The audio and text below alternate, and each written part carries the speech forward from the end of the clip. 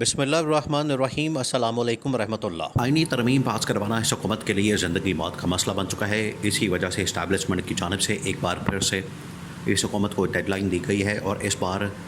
صرف 10 دن کی dead line دی گئی ہے۔ 10 دن کا الٹیمیٹم دیا گیا ہے کہ 10 دن کے اندر اندر آپ نے آئینی ترمیم پاس کروانی ہے، اور اگر اس بار آپ لوگوں نے آئینی ترمیم پاس نہ کروائی، اگر آپ آئینی ترمیم پاس کروانے میں ناکام رہے، تو پھر اس کے بعد حکومت کا بوریا بستر گول کر دیا جائے گا۔ یہ حکومت کو واضح دو ٹوک پیغام دے دیا گیا ہے پاکستان کی اسٹیبلشمنٹ کی جانب سے۔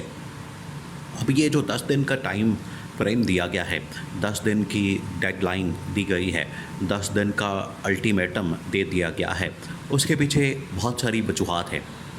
ایک تو یہ کہ عمران خان اب باقاعدہ طور پر احتجاج کا اعلان کر چکا ہے۔ عمران خان نے پبلک کو سڑکوں پر آنے کا اعلان کر دیا ہے۔ عمران خان نے اپنی پالیسی کو چینج کر کے جلسے جلوسوں سے ڈائیورٹ کر دیا ہے کہ پبلک اب احتجاج کرے، عوام اب احتجاج کرے۔ پارٹی پالیسی کو چینج کر دیا ہے، اور عمران خان نے پارٹی کو ہدایت دی ہے کہ آپ لوگوں کو لے کر سڑکوں پر آئیں۔ اسی وجہ سے سپریم کورٹ آف پاکستان کے اندر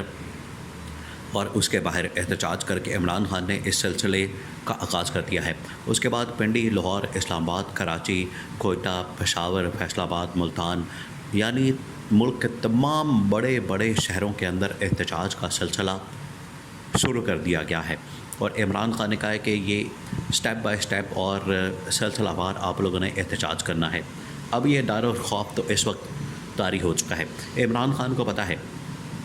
عمران خان نے پہلے جلسے جلوسوں کا اعلان کیا تھا، لیکن عمران خان نے اپنی پالیسی چینج کر کے تو اس کو اب احتجاج کی طرف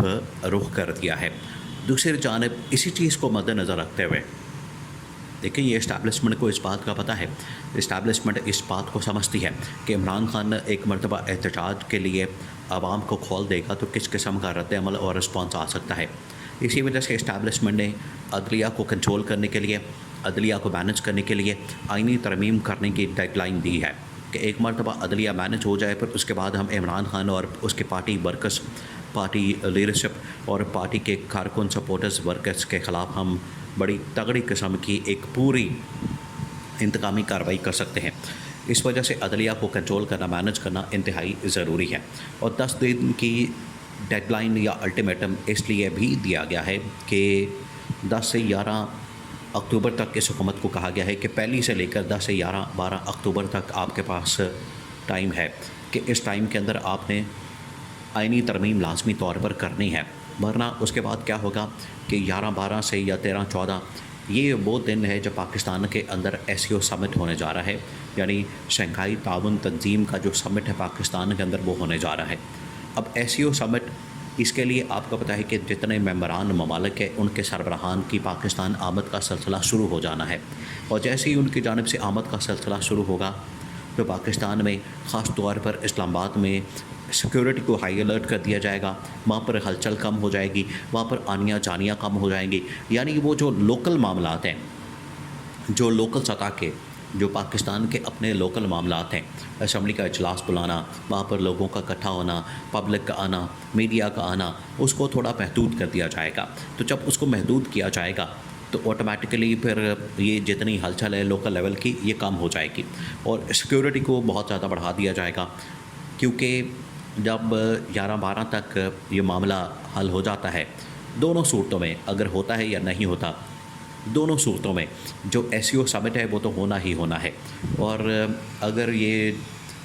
13, 14, 15 تاریخوں کے اندر SCO سمٹ ہونا ہے تو اس سے پہلے ہی ان کی جو سیکیورٹی کی ٹیمیں ہوتی ہیں، سیکیورٹی کا جو عملہ ہوتا ہے وہ پاکستان آنا شروع ہو جاتا ہے، کیونکہ ٹاپ لیول کے سربراہان نے آنا ہے۔ اس وجہ سے ان کا جو سیکیورٹی عملہ ہے وہ پہلے ہی پہنچنا شروع ہو جاتا ہے، اور پہلے ہی انہوں نے وہاں پر آ کے انتظامات کرنے ہوتے ہیں اسلام آباد میں، تو اسلام آباد میں آ کر وہ انتظامات کرنا شروع کر دیں گے، تو پھر حکومت کی توجہ، پاکستان کی اسٹیبلشمنٹ کی توجہ اور سیکیورٹی کی توجہ یا فوج کی توجہ ساری کی ساری اس طرف چلی جائے گی، اور اس طرف اتنا دھیان نہیں ہوگا۔ اس وجہ سے یہ ٹائم فریم دیا گیا ہے کہ 10 دن کی ڈیڈ لائن ہے آپ کے پاس، 10 دن کا ٹائم ہے آپ کے پاس، اور آپ دوبارہ سے پاکستان میں آئینی ترمیم کے لیے کوشش کر کے دیکھیں۔ پاکستان کے اندر آئینی ترمیم کے لیے آپ بھاگ دوڑ کر کے دیکھیں، اور آئینی ترمیم پاس کرنا بڑا ضروری ہو چکا ہے، کیونکہ اگر آئینی ترمیم پاس نہیں ہوتی تو اس حکومت کی ساری کی ساری سروائیول جو ہے وہ اس آئینی ترمیم کے ساتھ جڑی ہوئی ہے۔ اگر آئینی ترمیم ہو جاتی ہے تو تھوڑی بہت ان کو سروائیول مل جائے گی، ان کو سپیس مل جائے گا، ان کو سانس لینے کا موقع مل جائے گا، اور یہ اپنے اقتدار کو تھوڑا لمبا کر سکتے ہیں، کچھ 6 مہینے سال تک لے جا سکتے ہیں۔ اگر آئینی ترمیم نہیں ہوتی تو پھر تو 6 مہینے سال کا تو بالکل بھی تصور نہیں کیا جا سکتا، کیونکہ جسٹس منصور علی شاہ نے آ کے اس حکومت کی گردنیں اڑا دینی ہیں۔ اور 8 فروری کے انتخابات کا جو مقدمہ ہے، اس کے اندر اس حکومت کی جان ہے۔ جیسے طوطے کے اندر جان ہوتی ہے، جنوں کی، پریوں کی، چڑیلوں کی، وہ بچپن میں کہانیاں ہوتی تھیں، بالکل اسی طریقے سے 8 فروری کے انتخابات کے مقدمے میں، اور یہ کیس، مقدمہ، پٹیشن، اپلیکیشن عمران خان نے باقاعدہ طور پر سپریم کورٹ میں جمع کروائی ہے کہ 8 فروری کے مقدمات کا کیس کھولا جائے۔ اسے ان کو اپنی موت نظر آتی ہے، اسے ان کو اپنی سیاسی موت نظر آتی ہے، اس لیے یہ چاہتے ہیں کہ آئینی ترمیم کر دی جائے، اور اسے کیا ہوگا؟ اسے یہ ہوگا کہ جسٹس منصور علی شاہ کا راستہ رک جائے گا چیف جسٹس بننے کا، اور جسٹس قاضی فائز عیسیٰ کو یا تو چیف جسٹس بنا دیں گے، ایکسٹینشن اس کو دے دیں گے، یا پھر یہ کریں گے کہ یہ جو سپریم کورٹ ہے اس کو تو ہم بالکل ہی ناکارہ بنا دیں گے، اس کو تو ہم بالکل ہی فارغ کر دیں گے، اور ایک آئینی کورٹ بنا کے، آئینی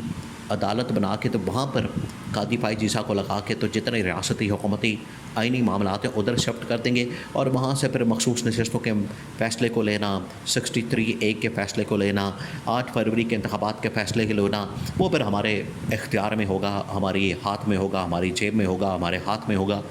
وہ پھر ہمارے لیے مسئلہ نہیں ہوگا۔ یہ ہے اصل پلان،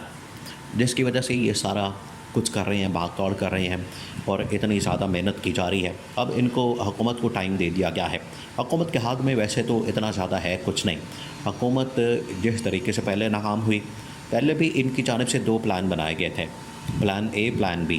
پلان اے یہ تھا کہ ہم کسی طرح سے جو PTI کے ممبران قومی اسمبلی ہے ان کو لوٹا کریں، اور ان کی جو لائلٹی ہے اس کو شفٹ کریں، اور ان کو اپنے ساتھ ملا لیں، حکومت کے اندر شامل کر لیں، ان کے ووٹ کاؤنٹ کر لیں، اور اس کے بعد ہم آئینی ترمیم کر لیں۔ لیکن سپریم کورٹ کا فیصلہ آ گیا، جس کی وجہ سے وہ آئینی ترمیم نہ کر سکے، اور ان کے ووٹ کاؤنٹ نہیں کیے جا سکتے تھے۔ سیکنڈ، پھر انہوں نے مولانا کے اوپر تکیہ کیا، مولانا کے اوپر محنت کی۔ مولانا نے تو صاف جھنڈی کرا دی، اس نے تو نکال کے دکھا دیا ان کو کہ آپ لوگ مجھے آفر نہیں کر سکتے، مجھے آپ خرید نہیں سکتے۔ تو مولانا کے انکار کے بعد اس حکومت کے لیے ناکامی ہی ناکامی بچی تھی، جو ان کے گلے پڑ گئی۔ اب ڈیڈ لائن دی گئی ہے 10 دن کی، 10 دن کے اندر یہ ترمیم نہ ہوئی تو حکومت کا بوریا بستر گول کر دیا جائے گا۔